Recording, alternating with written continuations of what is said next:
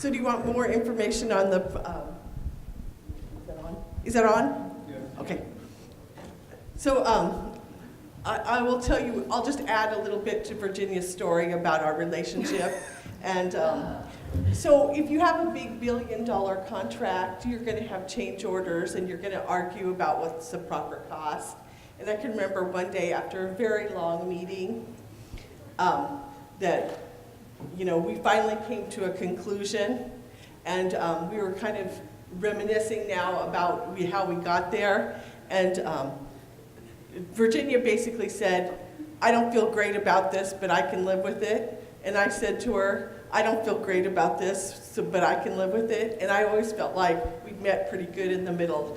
Neither of us felt like we had totally won, but we had enough of a common, we both got wins that we needed. And so I think that relationship that you just can keep going. I will give you a few more stories, maybe a little more thought out than that one, but I think it's just super important. I love Virginia's talk first about, you know, someone that is hard for you to get along with. Those are the people you need to spend more time with. And I think her advice about sitting next to them, it's always much easier to argue with someone who's sitting across the room from you than it is to argue with someone who's sitting right next to you.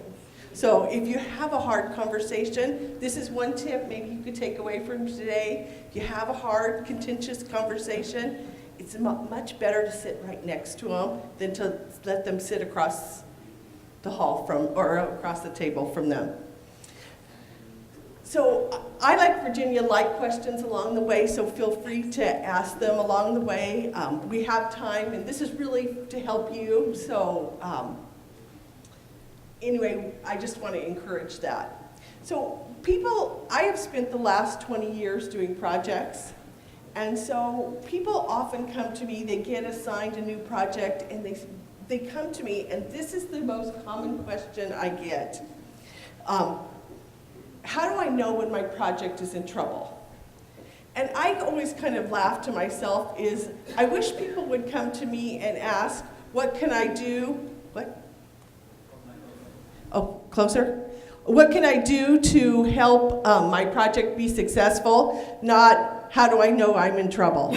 But today what I've done is put together both things, because I'm going to tell you first what I look for to tell you your project's in trouble. But I'm going to give you 10 tips on how to make sure your project goes well. So what I would say, you can see the answer here. The number one thing I look for is that relationship. And you know, what is the relationship like? Is it, you've all walked into a room that's really tense, and you can feel that immediately, or you've walked into a room where people are collegial, joking. And I think that projects, I think all of us would say that projects are hard. Would you agree at times? Projects have unknown things that you didn't plan for when you started. So, you know, what really helps you through unknown hard things are the relationships. And I want to kind of put it on a personal level. You know, most people are in a relationship, have a significant other, have a spouse. And I think that relationship with your spouse is one of the best things to think about when you think about projects, because many of the same techniques apply. So I often I'm really surprised you think the relationship is the most important. I get people who say, I really think the contract is the most important. And I disagree with that, because you can write a very long 2,000-page contract, but you still won't come up with everything that will happen on that project. So I'm going to flip you back over to the wedding, marriage. So when you get married, does everyone have a contract they agree to? Do you think that contract has helped everyone stay married? No. But it's that relationship, that give and take, that listening, some of the techniques we're going to talk about that I think really are the most important things. So anyone who starts a new project, I tell them, you know, think about this as a marriage, and that divorces are ugly. When you have a divorce, guess what you get? He said, she said. On projects, when they go bad, what do you get? Side one, side two, very similar kind of outcome, but it's the relationship that keeps things together. Well, and I will say, when I was thinking about this, there are some relationships that are toxic and you need to get out of. You know, just like if you have a spouse beating another one, those are bad things. So I'm not going to say that every contract you should never get out of, but I think most of them we should be in the healthy place developing that relationship. So before I, spend the next 45 minutes, half hour talking, I thought we would do an exercise. So I need 4 people to volunteer, and I promise you this is not a hard exercise. So 1, 2, and I need you to go, Kelly's gonna give you something in the back outside, and I need 2 more volunteers. And thank you. Awesome. Yay, volunteers. Thank you so much for volunteering. So Kelly, when if you could talk to your folks and then just send the first 2 in. So I need now 2 people to be a timer. If you have your cell phone, you could I need you to time this exercise. We're gonna have option 1 and then option 2. So is someone willing? Oh, thank you. So, and just keep track of the time after number 1, and then when number 2 comes in, keep track of their time separately. And we want to compare. I'll give you guys, think about which one of the 2 exercises takes longer, and hopefully what I planned works. Okay, so I'll tell you what they're going to do is here. There's an orange, and both of them need this orange. Yep. One is using the orange to bake a cake, and the other one is using the orange to make orange juice. So they are going to have to find this out. Well, so just so you know, that's what's going to be going on, and you're going to be observing. So we'll take group 1. They coordinated. I know. Even scarves.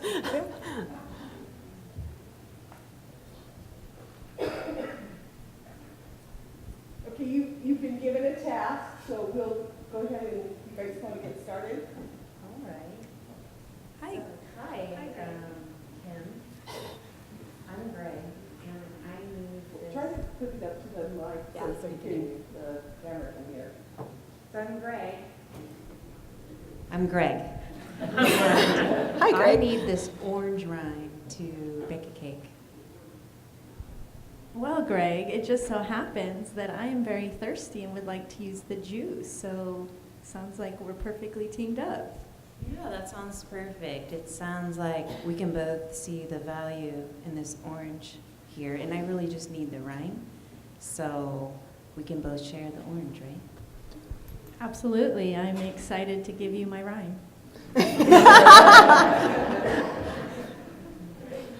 Okay, let's give them a round of applause.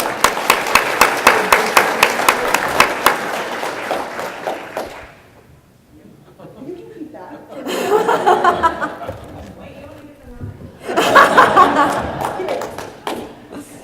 I'll give you. Whoa! Awesome catch. Okay, we'll take the second group.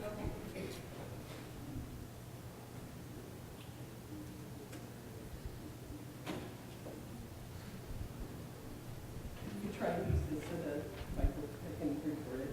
Okay. So, my name's Lee. Listen. And I'm Becky. So, Becky, I was wondering, I've got this need. Within our department, we've only got 1 orange. I think it's kind of important that we share it, and I need the rind, and I know you need a part of it too. What are you looking to get from this particular orange that we've got here? I'm parched, and I'm very thirsty. I would like to get, using the orange to make some orange juice, since I am thirsty. There is only 1 orange. How will we resolve this issue? Sounds like that's pretty easy. If I have the rind, and you have the inside that you can use to make your orange juice, we're both covered, right? Right. Any problems? I don't see any issues. Awesome. Well done, Becky. Hey, thanks for collaboratively working with me. I appreciate that. And nice beard. Thanks, Lee.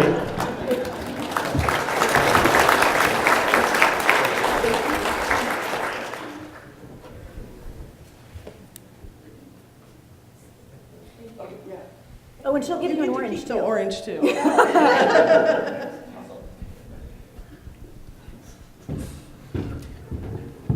So those of you in the group, could you see much, I will say it might be a little hard, but could you see any differences between the two groups? So how about, what about the time on each one of them? First group did 1 minute and 50 seconds. The second group did it 2 minutes. Okay, so about the same time. So let me just tell you, this one was a little harder. And this is what you get when you give exercises. That so when I gave the first group the set of instructions that they didn't get along and they didn't trust each other. And well, I really couldn't tell that as much with this group. But when I have done this the one time before, what I really could observe is that the two did not stand very close to each other. And maybe this mic made them have to stand closer to each other. But so that they stood a little bit further from each other. You could notice a difference between the second group was a little more collaborative. Thank you for working with me. I got this idea for this exercise when I watched a negotiation skills, and they gave a very complex set of example of a negotiation you had to do on a contract. And one ended up an hour long, and the people that didn't get along was an hour and 45 minutes. And so what I was hoping to show you is, you know, when you trust someone and you work together, you can get things done a lot faster. There's usually, if you don't trust each other, you want to talk through many more details. You're always thinking about what could go wrong.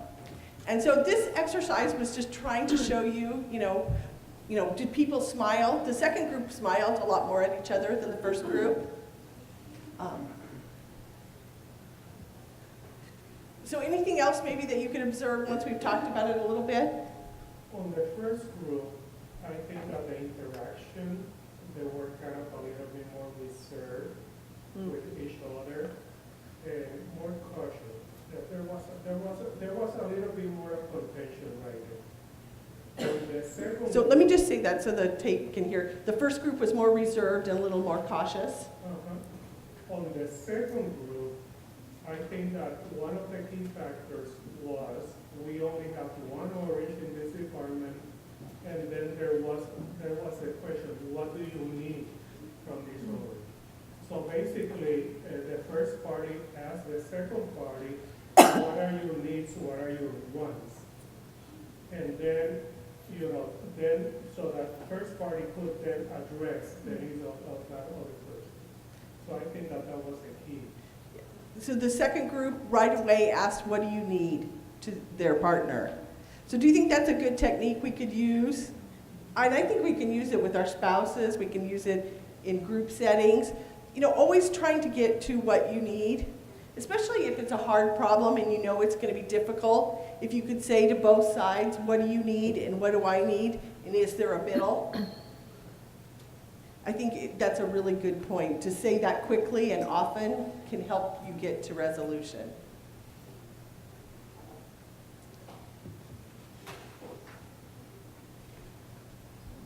So I told you, that most people ask, how do I know that my project's in trouble? And I told you, look at the relationship. How is that going? I think will be a big indicator about how your project's going. But let's give you some tips on things you can do to help build that relationship. So number one, I would say that reading people's mind is in no one's duty statement I've yet to occur. Has anyone ever seen that in a duty statement? How many think it would be helpful if you could read someone's mind, or at least most times? Yeah, it would be a very helpful technique. Like in Virginia's example, if she could have read her husband's mind, she could have talked about some value, what you're going to actually get out of this new patio.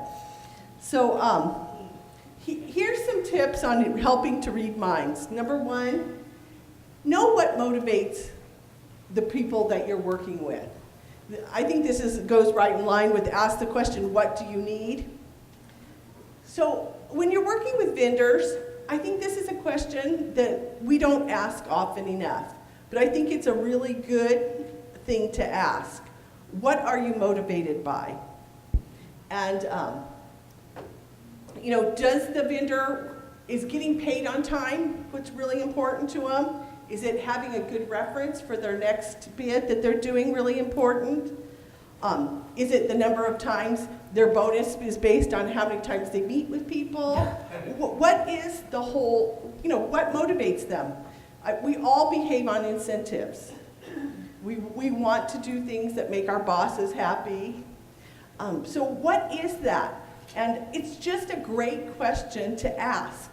And do you think this would be a good question to ask at the beginning of the project or once you get in trouble?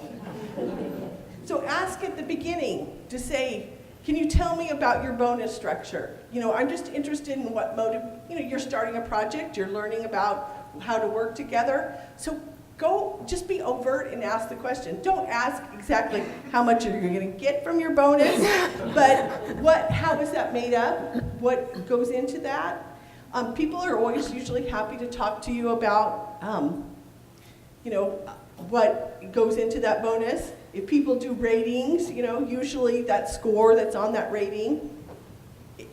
If any of you on the vendor side, does the employee or the customer rating, does that go into your bonus? Does anyone have that go into a bonus? No. But anyway, that way, see, look, we even found out some information just from that.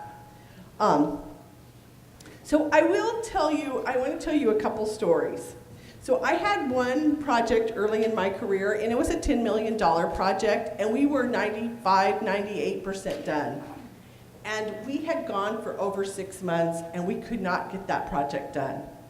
So I thought to myself, I didn't know, I wasn't smart enough to ask them what their bonus was based on. So I just said, okay, I want this project done. If you know me, I love lists. I love to cross things off the list, and I was so ready to have this project done.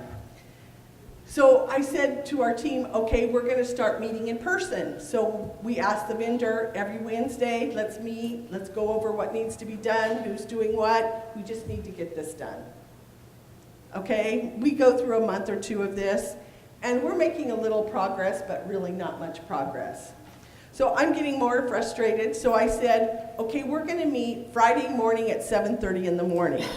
And I did this because I thought this was an uncomfortable time. I thought this would not be, I didn't think it'd be fun to get up at 7:30. And we used to let people call in. I said, you need to be here in person, in my office. So we met in my office.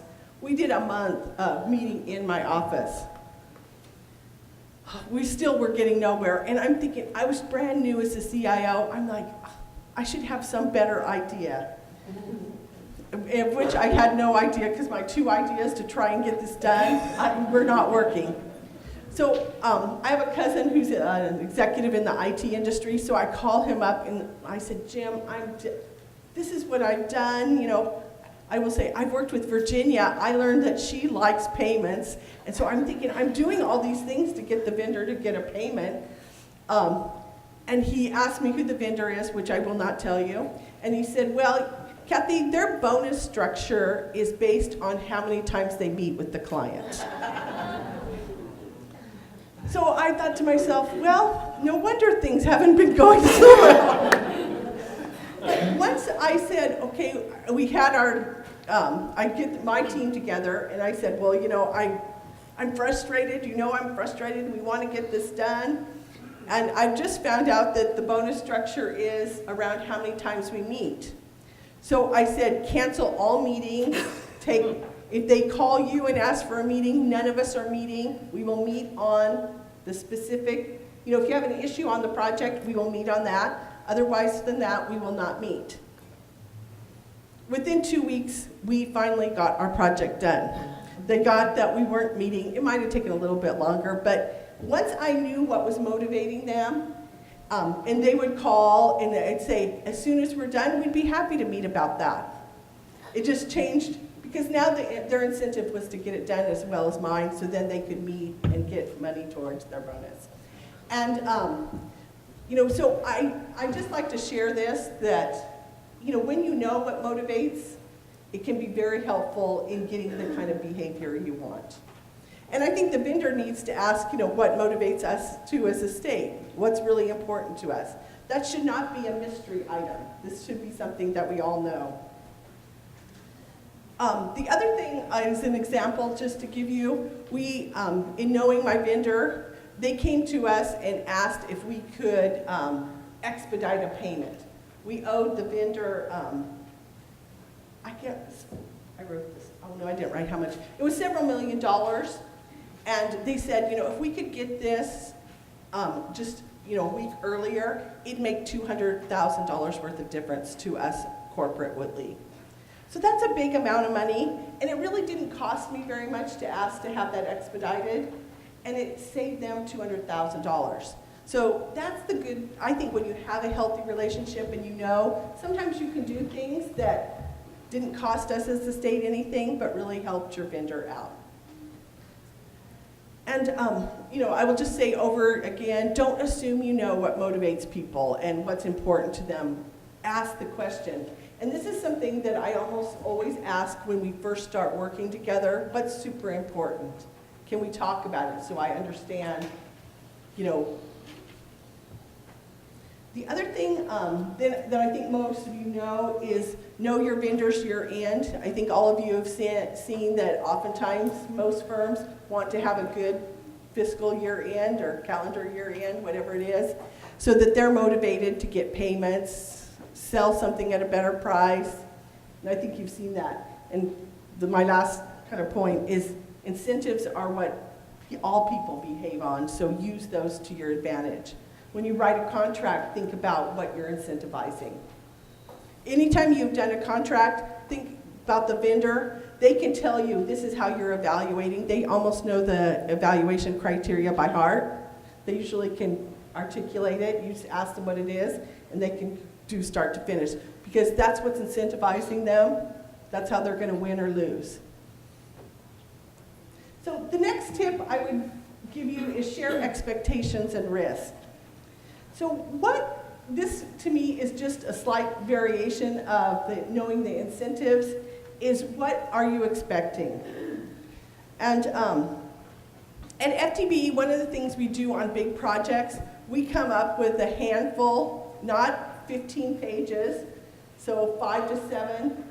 When the project's done, if the vendor did these things, would you be really happy? What are the things that are really, really important to you? And those are the things that what we do is we have a process that these 5 to 7 things we talk about quarterly. We have a meeting, and that's what that focus of that meeting is, those 5 to 7 things. Because remember how we started out and I said people aren't mind readers? Well, vendors aren't mind readers, and if you have these 5 to 7 things, and if you talk about them quarterly for 1 year, 2 years, things that go longer, on EDR, we talked about it for 5 years. Do you think that those things were a surprise when we said we need this or that to happen? That was one of those 5 to 7 things. So one of them is, if you're at franchise, meeting our revenue targets, super important. Not surprising, but we were just very consistent. We always started off the conversation, how are we doing on revenue? We wanted to own the system once it was done. So we said, knowledge transfer is super important to us.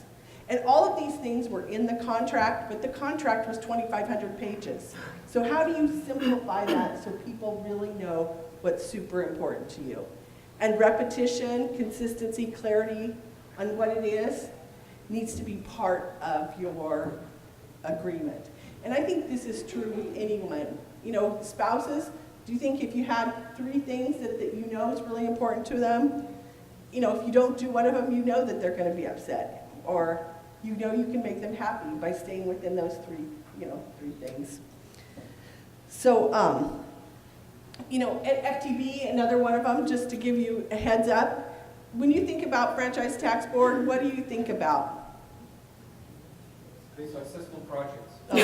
Thank you very much. That was Filing your return. as a taxpayer. What do you think on? Think about Filing your return. Tax return. tax return. Do you think about your refund? Do you think? Yeah, most people. That's what they really think about franchise tax board. How soon can I get my refund? So if you're going to do this EDR project we just finished up was about our processing of tax returns. So getting our refunds out, most of them go out in 7 to 10 days. That needed to continue, or else people would start talking. You know, you don't want the governor's office talking about your refund time frame. So in one of our 7 to 10 things, we knew that that was one of the riskiest part of the project. So that was in one of our items is refunds going out, super, super important to us. So just the consistency and clarity, because people are not mind readers. Your staff, I feel like this works many places in your life. When you're really clear about what you need and want, you can get that much easier.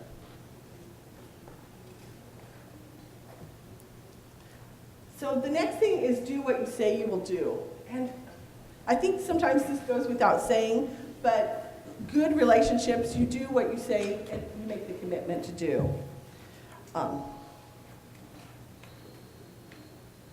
So, marriages, this is good, a good tip. Wouldn't you say in most marriages it's a good tip to do what you say you're going to do? Same with vendors. So when you're trying to do what you say you'll do, this is about knowing what's in the contract, and this is a two-way street. I believe the vendor needs to do what they've signed up for in that contract, and the state needs to do what they've said they're going to do in that contract.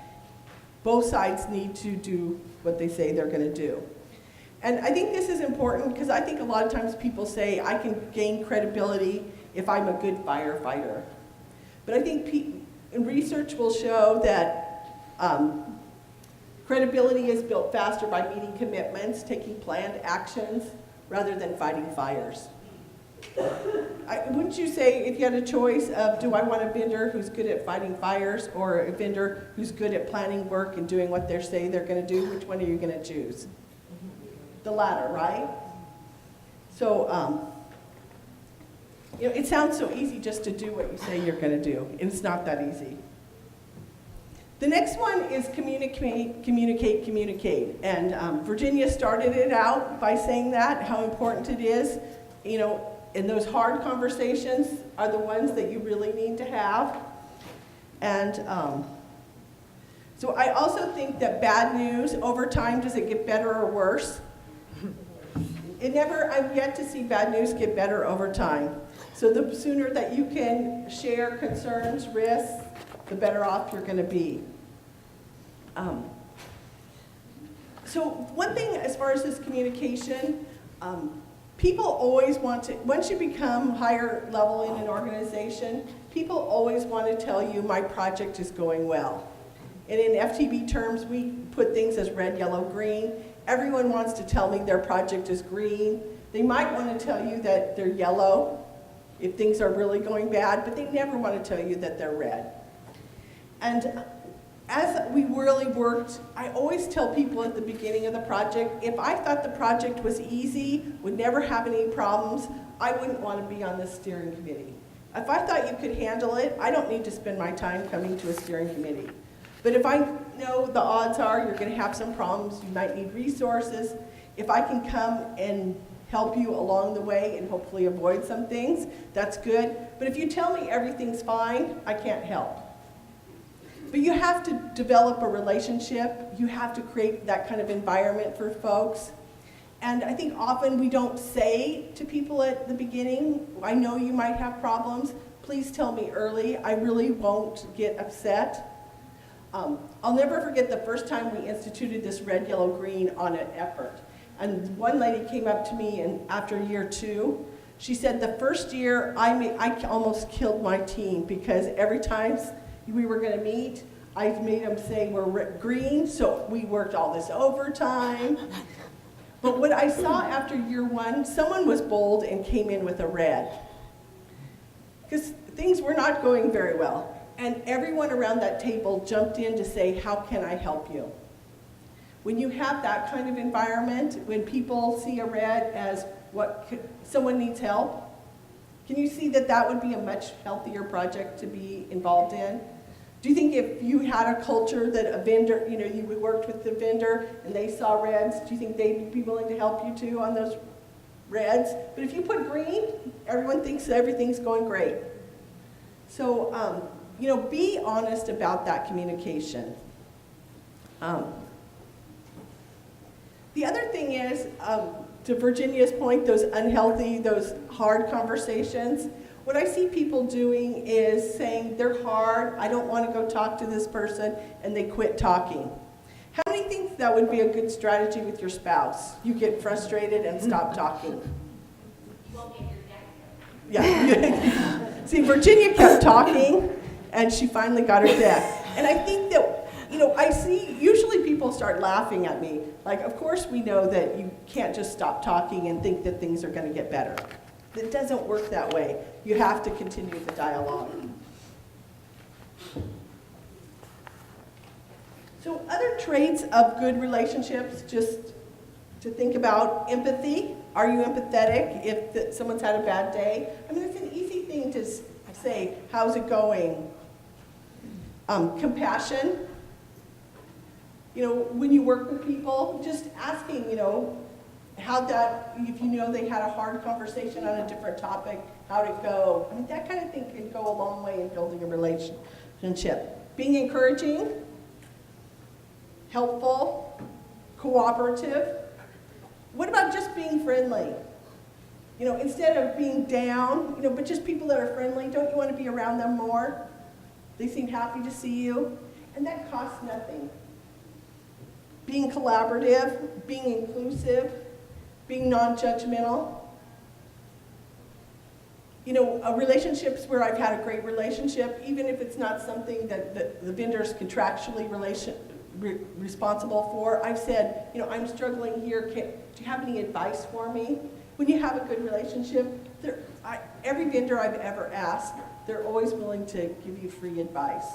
And I mean, usually that's what they get paid for, is helping solve problems. But if you have a good relationship, they'll at least give you some early ideas for free. So please don't stop doing that now that I've said that. So number 5, I would say, is there's more than one way to solve a problem. What I would say of IT folks, one of the things, we get very caught up in, this is how I would solve this problem. But there's many ways to solve a problem. If you think about it, today, all of us needed to get to the convention center for this conference. Did we all solve that problem the same way?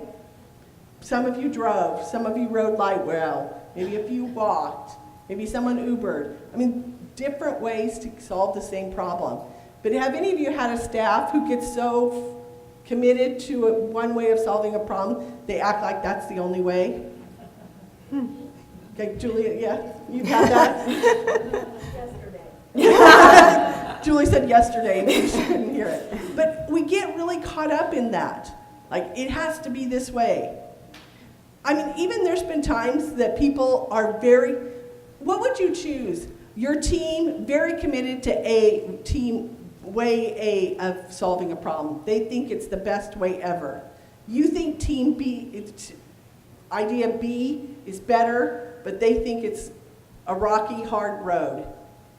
And both of them will get you to the end date on the same day. What would you choose? A.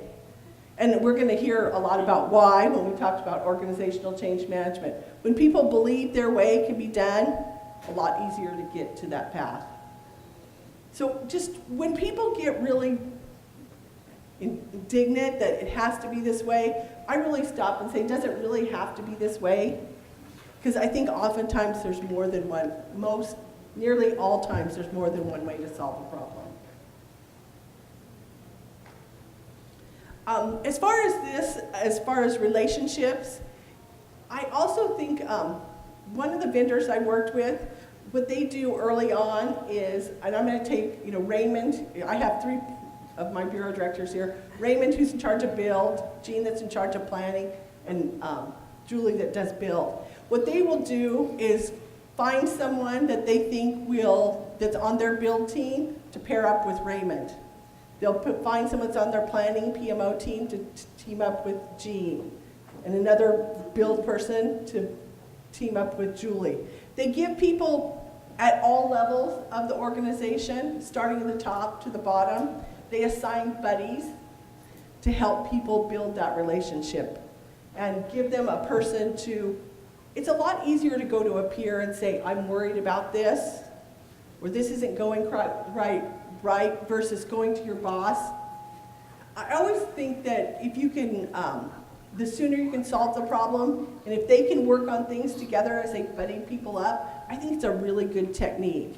I think it could be used business and IT on teams, vendor and state, having a buddy at the same level so you can improve the communication. Do you think those people over time have developed relationships? And, you know, at first there were some that were very social. This person's a little cranky and hard to get to know. I'm going to give them someone who, they both love to golf. They would go golf on Friday afternoon. But, you know, they took time off work, but they, you know, they started to develop a trusting relationship. They could bring things up in an easier fashion. So I think it's a great tip and something I've seen. And, you know, these relationships and solving problems together is everyone's job. I get really irritated if they say, you know, when I hear my team say, well, it's the vendors. It's never the vendors, it's ours. We chose this vendor, but it's ours to solve together. So 6 is agree on a conflict resolution and escalation process. The number one thing I would say is I've yet to find someone who does not have a boss. Even the higher up you go, we all have bosses, and you know, if things don't go right, there's always an escalation to a boss. And no matter who it is, I mean, the governor of the state of California, I think he would say voters are his boss. They could vote him right out of office, or her. So coming up with how we're going to solve problems before you have a problem, don't you think that's a good idea? Not wait till you have a problem. So have a process that you can agree upon early.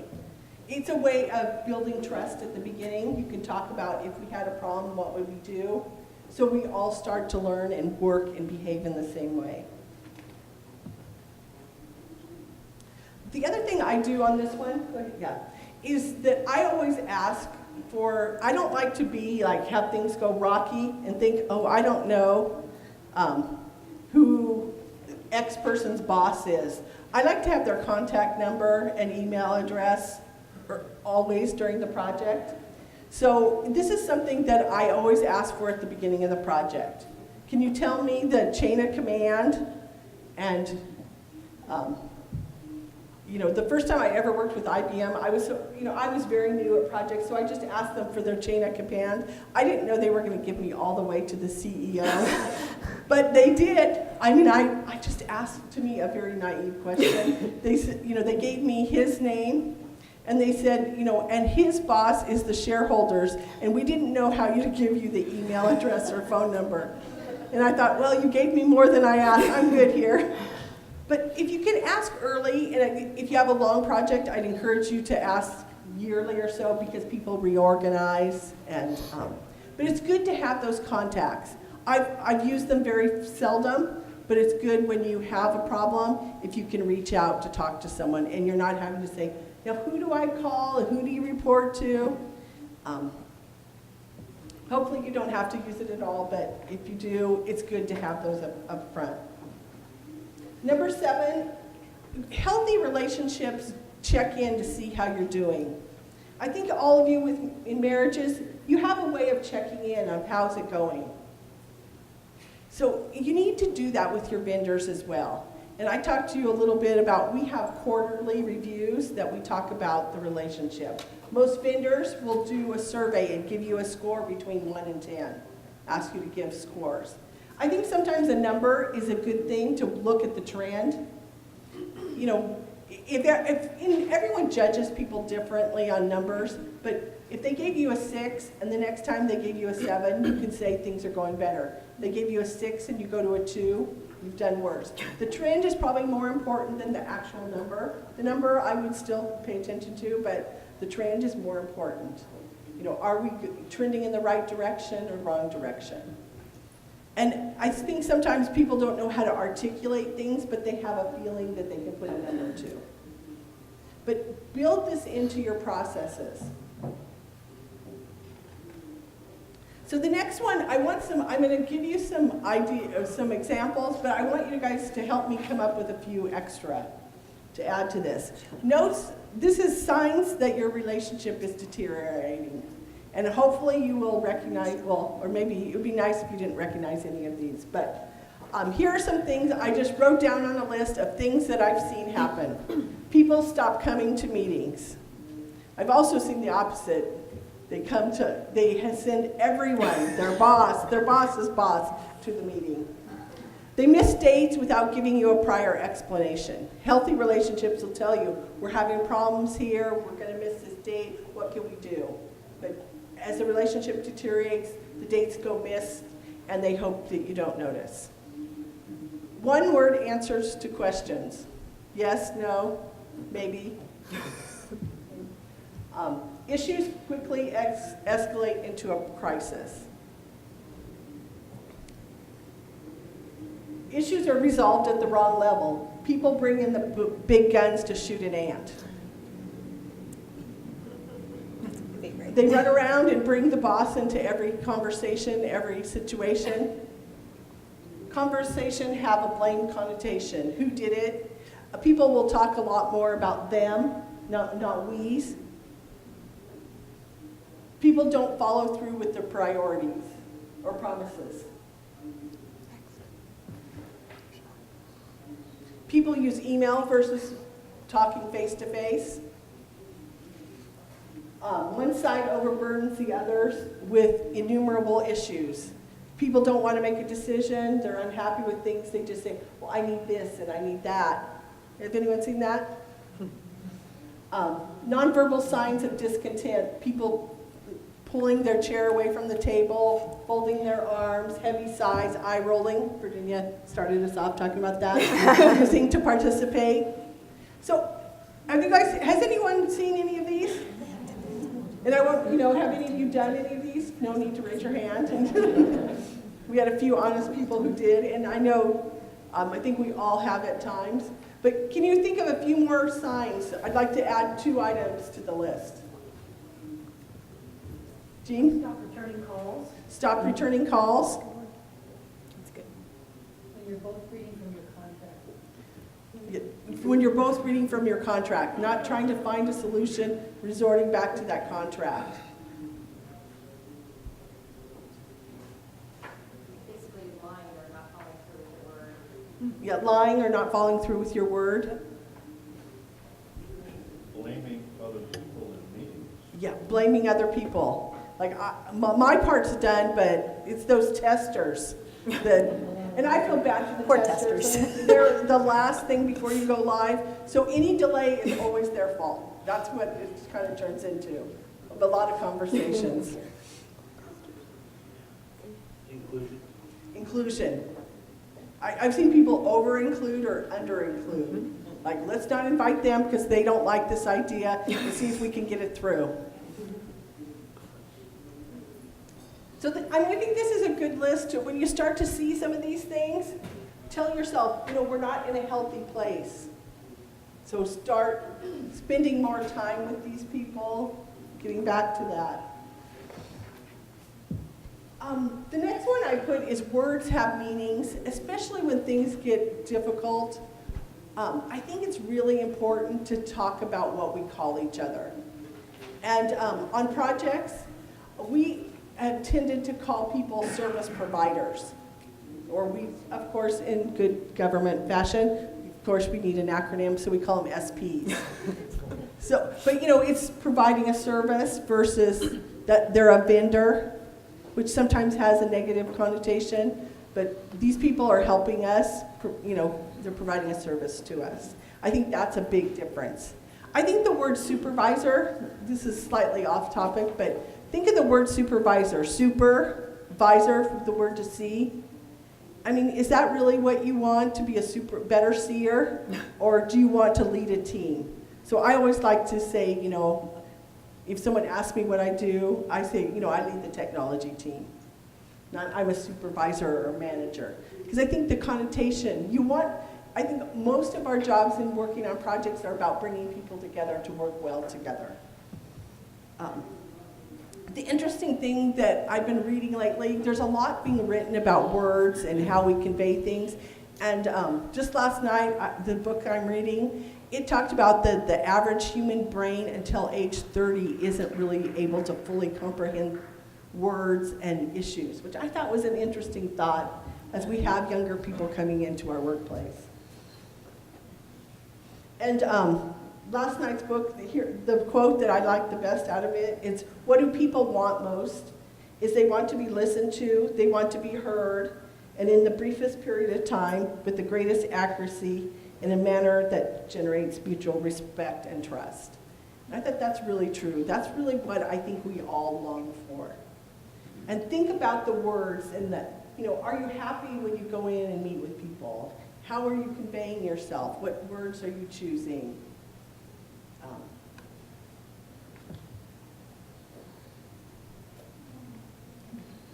Subordinate versus team member. You're fine.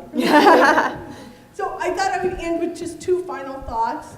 That tip number one is meeting with food can be very helpful with difficult conversations. Totally. And you know, going and eating together with people, I think it goes back to the root. You know, like if in the olden days, if you were starving and people fed you, I think that meant that they cared about you. In China, when you say, hi, how are you? You ask the question about, did you have a good amount of food yesterday? Is more of a literal conversation. They ask, have you had enough to eat? Kind of question. As they're kind of greeting, how are you doing? Like we say, fine. They ask, did you have enough to eat? I think to me, food becomes caring about you as an individual. So that's why I personally think that food and meetings that are contentious are a good thing. I've made an amazing amount of cookies, cakes, bought things just to help meetings that I thought might be a little difficult. And you know, I'd probably be thinner if I didn't have all these meetings. But you know, I just think it really can help. And then savvy project managers really manage and mature the relationship. It's not a one-time, you do some things. It's about that relationship. You know, it's great to know that I can have a relationship with Virginia over 20 years. Not everything's gone perfect, but at the end of the day, we both sign up to work with each other again, and have many times. You know, and that's what you want of your team. You know, do you support each other? Do you have that kind of collegial relationship? So that's, I wanted to end with just this final thought. If you want to go fast, go alone. If you want to go far, go together. So that's what I put together. So I'll take any questions, and then if you don't have any, we have some great material on organizational change management. Okay, so thank you so much.